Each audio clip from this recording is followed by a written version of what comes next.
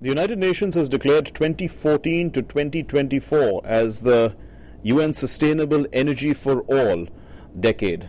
And we're very privileged to have with us the CEO of the UN Sustainable Energy for All initiative, Dr. Yumkella, to tell us a little bit about this. First of all, what is the mandate of this UN Sustainable Energy for All initiative? Well, first of all, the Secretary General and the President of the World Bank have decided that energy is central to sustainable development, and energy is central to the fight to reduce or eradicate poverty.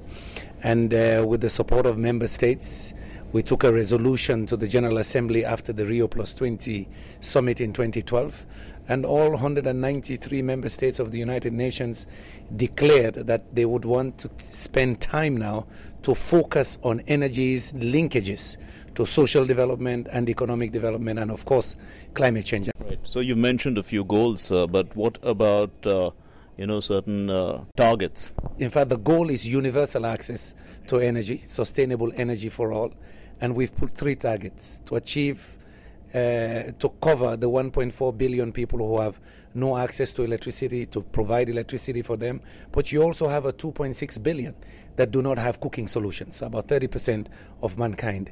In addition, we're developing additional targets, energy and women's health, for example. We know annually that we lose about 4 million people, what we call 4 million premature deaths due to household air pollution. It is worse than HIV, AIDS and malaria combined.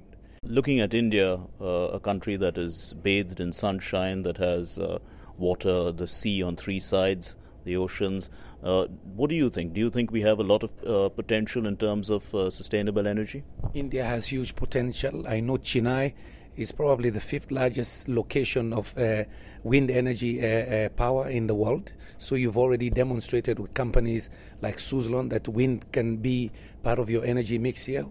Tidal waves, the experiments around the world on using ocean tides. Sun, of course, you just mentioned it. And biomass, already significant amount of your population rely on biomass, but that biomass we believe can also be done in a sustainable way. So all hydropower is part of that equation as well. So those are all forms of clean renewable energy. But in a country like India, where there's significant energy poverty, probably 350 million Indians without modern energy services, you need all forms of energy to power your economic growth, reduce poverty, and of course promote economic and social development. How does one make the sustainable energy or the renewable energy more affordable? Because right now there has to be a sort of a grid parity with, let's say, coal or the other forms of energy which are much cheaper right now. We must push on technology improvement to reduce the cost of these various forms of energy that I have mentioned. We must also, at the same time, have public policies in place that will crowd in more investment. The more demand we have and deployment of these renewable technologies globally, we believe that will drive down the cost. But we want to do more. In Sustainable Energy for All, one of the efforts we're doing now, at least part of my job, is to build a coalition of countries and governments that will set a target of a decade to drive down the cost of solar, for example. We believe that solar can be made to be even universally affordable and have grid parity. Already we've seen in 4 years a 60 to 70% drop in solar power generated by solar PV. This we did not expect to happen, but some of that decline in price, in cost of solar power generation has come from China. We believe India can be poised to do that. Today I just learned in this conference that in India's energy demand will increase by 130% in the next 20-25 years. But they also say your emissions could increase by 163% in the same period. So for India, it is an imperative because the power is needed for economic development and transformation. But it also means that it is a major opportunity. The demand is there. How do you combine public policy, government incentives to bring in additional companies here, local and international, to provide decentralized off-grid solutions, given the amount of demand that exists here? There are huge market opportunities here.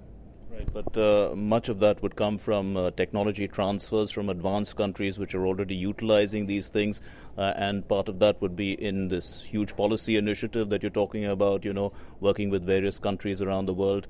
What sort of progress has been made in trying to, bring that green shift towards the developing countries which need energy rapidly and will go for the cheaper energy, even if it has an environmental cost?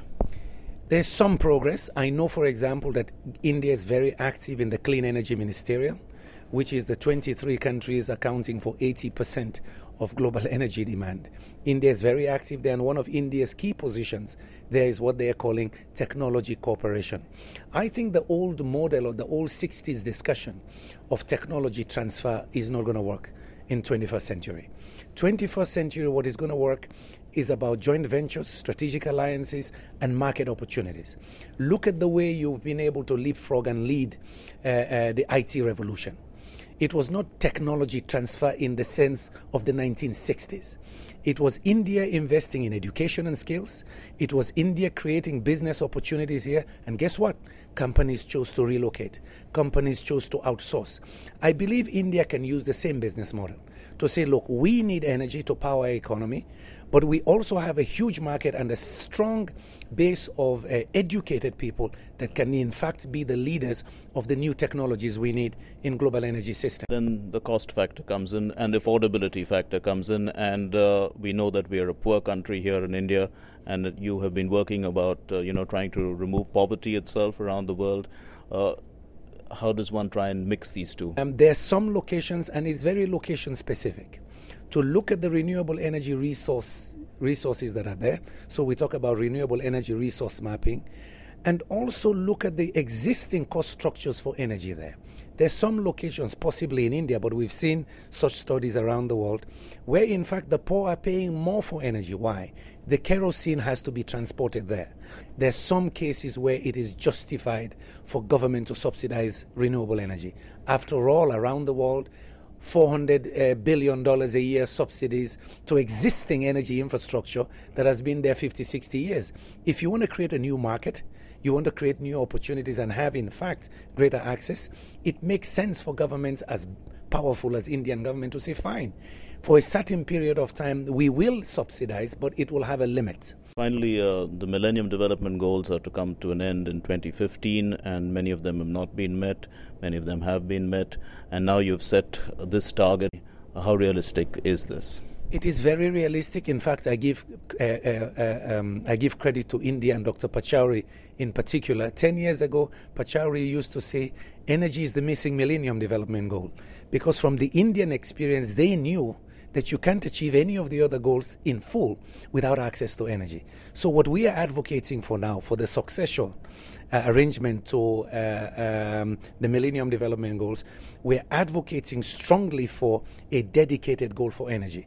And this is resonating around the world. Everybody realizes gradually now that, in fact, you need access to energy to achieve the other goals.